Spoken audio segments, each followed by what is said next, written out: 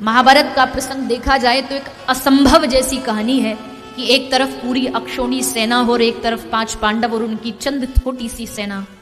लेकिन कृष्ण चरणों का आश्रय क्या नहीं कर सकता। अगर विश्वास हो भगवान के चरणों पर, अगर भरोसा हो उनके शब्दों पर, तो क्या नहीं हो सकता। विश्वास भक्ति में मजबूत होना चाहिए। कई बार ऐसे उदाहरण मिलते हैं हमें भी। कई बार लोग आके बताते हैं कि हम भगवान का भजन करते थे, खूब भजन में मन लगता था, पर हमारे ऊपर दुखों का पहाड़ टूटा और बस फिर हमारा मन ही हट गया भगवान से। कभी मन था ही नहीं तुम्हारा, होता तो हटता नहीं। विश्वास टूटा नहीं जाता है। कई लोग कहते विश्वास अंधा होता है। विश्वास अंधा नहीं होता। विश्वास की 2 नहीं 3 आंखें होती हैं। भोलेनाथ जी विश्वास का स्वरूप है, श्रद्धा विश्वास रूप नहीं।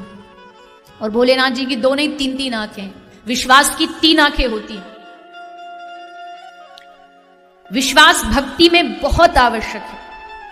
वो नहीं होगा तो बेकार है। विश्वास इष्ट के चरणों पर, विश्वास गुरु के चरणों पर, किसी महापुरुषों के चरणों पर बस एक बार विश्वास हो जाए कि हां ये हमारी नैया को पार उतारेंगे, हमें भरोसा है। किसी ने कहा विश्वास की भी अपनी महक होती है। एक बहुत इतिहास में गुरु शिष्य बहुत हुए हैं। एक गुरु शिष्य हुए अमीर खुसरो और निजाम। निजाम का बड़ा पक्का शिष्य है अमीर खुसरो। अमीर दिन रात गुरु की सेवा करता है। गुरु भी उस पर बड़े प्रसन्न हैं, खूब उस पर कृपा करते हैं। निजाम ने अमीर को नियम दिया हुआ है, बेटा तुझे रोज दरगाह जाना है और एक धूप लगानी है जिससे चारों तरफ वहां खुशबू फैले। रोज जाता था अमीर, रोज धूप लगाता था, पर आज गुरुजी के चरण दबाते दबाते भूल गया। चरण दबाने में इतना मग्न हो गया कि आज धूप लगाना भूल गया। घबराया, याद आया तो गुरु से क्षमा मांगी। गुरुदेव माफ करिए, क्षमा करिए, मैं आज जाना भूल गया दरगाह, धूप लगाना आपकी जो आज्ञा है वो भूल गया। निजाम ने हंसते हुए, अरे कहां भूला, जा तू देख करके आ, तूने लगा दिया। अमीर को बड़ा आश्चर्य हुआ, गया दरगाह और जैसे वो घुसा, प्रवेश किया कि चारों ओर उसकी धूप की महक छाई हुई थी। धूप नहीं थी पर खुशबू थी। आके निजाम के चरणों में गिरा, गुरुदेव ये कैसे हुआ, ये किसकी खुशबू थी? तो निजाम ने हंसते हुए कहा, ये धूप की नहीं बेटा, ये तेरे विश्वास की खुशबू थी। ये तेरा विश्वास महक रहा था। अगर विश्वास होगा, पूर्ण होगा, तो नियम भले टूट जाए, लेकिन गुरु हो या भगवान हो, कभी भी आपकी उस आज्ञा का जो उल्लंघन हो गया है आपसे, लेकिन विश्वास सब विधियों को अपने आप पूरा कर देता। पांडवों को भगवान पे विश्वास था। एक दिन महाभारत का युद्ध अंत हुआ। भीम के द्वारा दुर्योधन की जांघ को तोड़ दिया गया। आज जिस दुर्योधन के आगे पीछे पूरी सेना घूमती थी, आज युद्ध भूमि में अकेला पड़ा है। कोई पानी तक पूछने वाला नहीं। तभी अचानक से गुरु द्रोणाचार्य पुत्र अश्वत्थामा पहुंचा। ये क्या हालत बना रखी है तुमने अपनी? इस हालत के जिम्मेदार आप स्वयं हो। मालूम है आपको, आज ये जो हालत हुई है ये आपकी वजह से हुई। क्यों? क्योंकि आपने सेना को चलाने का अधिकार एक एक बार सबको दिया। आपने सेनापति पितामह भीष्म को बनाया, कृपाचार्य को, हमारे पिताजी द्रोणाचार्य को, लेकिन आपने हमको एक भी बार मौका नहीं दिया। हमें दे देते ना तो देखना आप, ये आपकी दशा कभी होने नहीं देता मैं। दुर्योधन ने कहा, गुरुपुत्र अभी भी देर नहीं हुई है। नियम के अनुसार आज रात का भी युद्ध के लिए समय निश्चित है। आज रात को भी युद्ध किया जा सकता है। आज 18वां दिन है। आज रात के लिए मैं तुम्हें सेनापति चुनता हूं, दिखाओ क्या कर सकते हो। बस खुश हुआ, निकाली तलवार, चला पांडव शिविर की ओर। लेकिन ठाकुर की लीला ठाकुर जाने। आज सब पांडवों को लेके प्रभु गंगा स्नान के लिए गए। पीछे से द्रौपदी ने 5 बालकों को कक्ष में सुलाया और पांडव समझ के ये 5 के सर धड़ से अलग करके ले आए।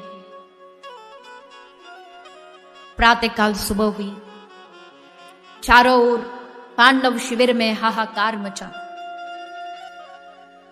माता द्रौपदी श्री कृष्ण के चरणों में सर रख करके रो रही है।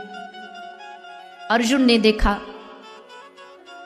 मन बना लिया, मेरे बालक को जिसने भी मारा है, मैं उस हत्यारे को इस द्रौपदी के सामने खड़ा कर दूं, ये मेरा वादा है। श्री कृष्ण को सारथी बना के चल पड़ा अश्वत्थामा से युद्ध करने। भगवत कृपा से जीत भी मिली। रस्सी से बांध घसीटता घसीटता द्रौपदी के सामने ले आया। लीजिए देवी, ये रहा आपके बालकों का हत्यारा, बताइए आप इसे क्या दंड दो। सब द्रौपदी को देख रहे हैं। सबने सोचा जरूर कहेगी मार दो इसको, तो यही बाण से मार देना चाहिए। लेकिन द्रौपदी हाथ जोड़ के कहती है, हे स्वामी, मेरे बालक तो वापस नहीं आ सकते, वो मारे जा चुके हैं, लेकिन ये मरा तो हमारी गुरु माता पर क्या बीतेगी वो मैं जानती हूं, इसलिए मेरी बात मानो तो आप इसे छोड़ दो, मत मारो, इसे जाने दो। पूरी सभा में सन्नाटा छा गया। द्रौपदी, इसने तेरे बालकों को मारा है और तू कह रही है जाने दो। कृष्ण बड़े खुश हैं। आज द्रौपदी ने मेरी बहन है ये बात इसने सिद्ध कर दी। लेकिन कुछ सभा के लोग इस बात से रुष्ट भी है। ये कैसे हो सकता है, एक बालक के हत्यारे को कैसे छोड़ दिया जाए। भीम अर्जुन को कहते, नहीं नहीं अर्जुन, इसको छोड़ मत देना, मार दो इसको, इसी क्षण सभा में इसको दंड दिया जाए। क्या करे। तभी अर्जुन ने श्री कृष्ण की ओर इशारा किया, प्रभु आप बताइए, आप जो कहेंगे मैं वो करूंगा, मारूं कि छोड़ूं। भगवान ने इशारा करके समझाया, ब्रह्म बंधुर न हंतव्य आतताई न वधारण। ब्राह्मण को कभी मारना नहीं चाहिए और एक आतताई बालक के हत्यारे को कभी छोड़ना नहीं चाहिए। कैसे करे भगवान?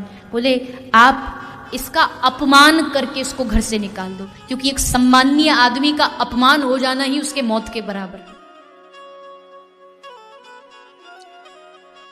अपमानित करके घर से भगा दिया।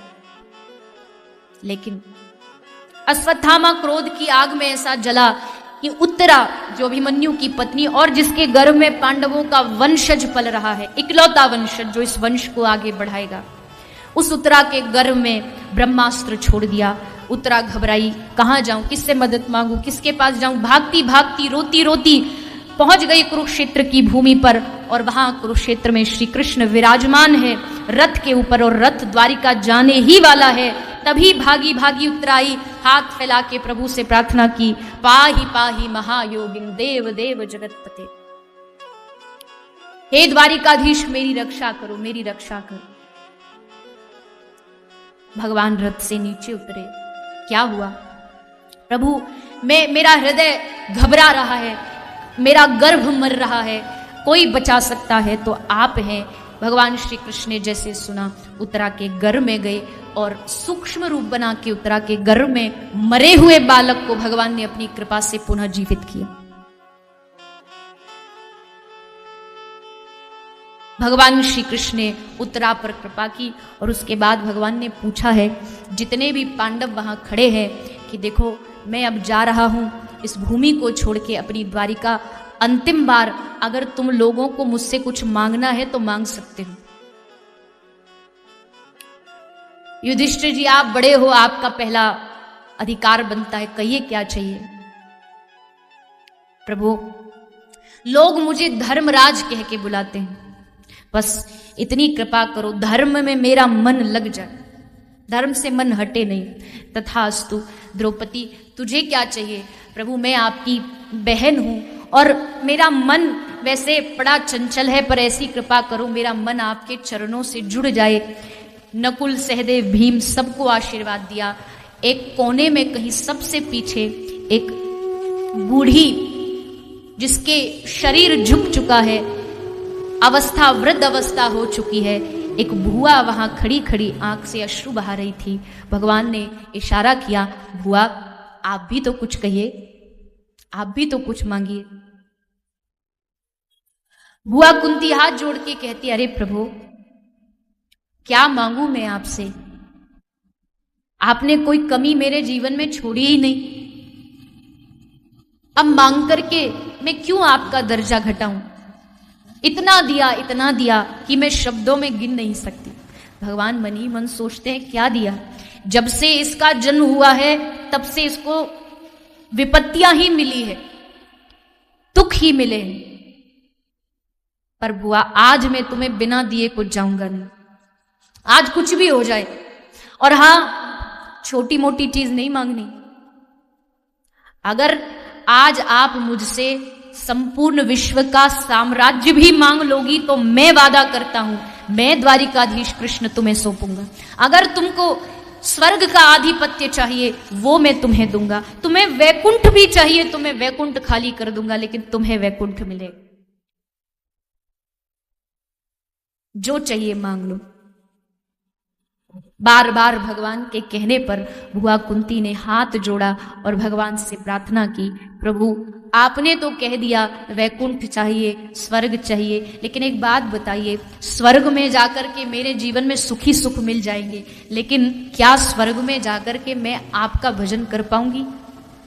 क्या वैकुंठ में जाकर के मैं आपको आपके याद में दिन रात डूबकी रह पाऊंगी? क्योंकि प्रभु हमने तो सुना है मुक्ति मिलेगी तो बस फिर सिद्ध हो गए, लेकिन मुझे वो सिद्धि नहीं चाहिए, वो मुक्ति नहीं चाहिए। तो बुआ आपको फिर क्या चाहिए? हाथ जोड़ के बुआ ने मांगा, हे प्रभु विपदः सन्तु न शश्वत् तत्र तत्र जगत गुरो भवतो अदर्शनम यश अपुनर्भव दर्शनम। द्वारिकाधीश, अगर सचमुच कुछ देना चाहते हो तो आप मेरे जीवन में दुख ही दुख दे दो, विपत्तियां ही विपत्तियां दे दो, ताकि विपत्तियां आती रहे और मैं आपको याद करती रहूं। जितने लोग खड़े थे सब सन्न रह गए। बुआ क्या मांगती हो आप? भगवान कह रहे, अरे बुआ मैंने आपको स्वर्ग के लिए कहा, वैकुंठ के लिए कहा, और आप दुख मांग रही हो। क्या है ऐसा दुख में? बुआ कुंती कहती, प्रभु जब तक हम पांडवों के जीवन में कठिनाइयां थी, दुख थे, आप हमारे साथ थे, लेकिन देखो एक युद्ध क्या जीता, आप अपना सामान बांध चल पड़े। सुख आया और आपसे दूरी हो गई। और प्रभु जो सुख आपसे दूर करता हो, असलियत में वो सुख नहीं, वो तो इस दुनिया का सबसे बड़ा दुख है। इसलिए ये सुख के माथे सिल पड़े जो हरि हृदय से जाए, और बलिहारी उस दुख को जो पल पल नाम जपाए। सुख में भजन नहीं होता ऐसा नहीं, लेकिन होता क्या है, बोले जब दुख होता है ना तो जो शब्द निकलता है, जो भजन निकलता है, जो माला निकलती है, वो एकदम हृदय से निकलती है। इसलिए प्रभु बस ये कृपा कर दो हमारे ऊपर, दुख दे दो। भगवान की आज तक भक्तों के आगे कहां चली है? ठीक है बुआ, जो आपकी इच्छा मैं आपको वही प्रदान करूंगा। आशीर्वाद दिया। लेकिन अभी प्रभु द्वारिका जा रहे थे, पर अचानक से कुछ याद आ गया, इसलिए नहीं गए, वापस हस्तिनापुर आ गए। कौन याद आ गया? पूरी महाभारत के युद्ध में जिसने अपने ऊपर कलंक लिया कि ये अधर्म की तरफ से लड़ा, बोलने की सामर्थ्य थी पर ये बोला नहीं, वो गंगा पुत्र जो बाणों की सैया पर सोया हुआ है। आज भगवान को उस भीष्म की याद आ गई। भगवान भागवत में 3 ही बार रोए हैं।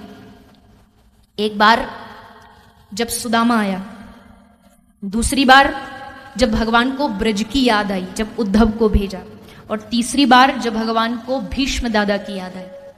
खुद स्वयं युधिष्ठिर ने देखा कि भगवान अपने महल में बैठे बैठे रो रहे हैं।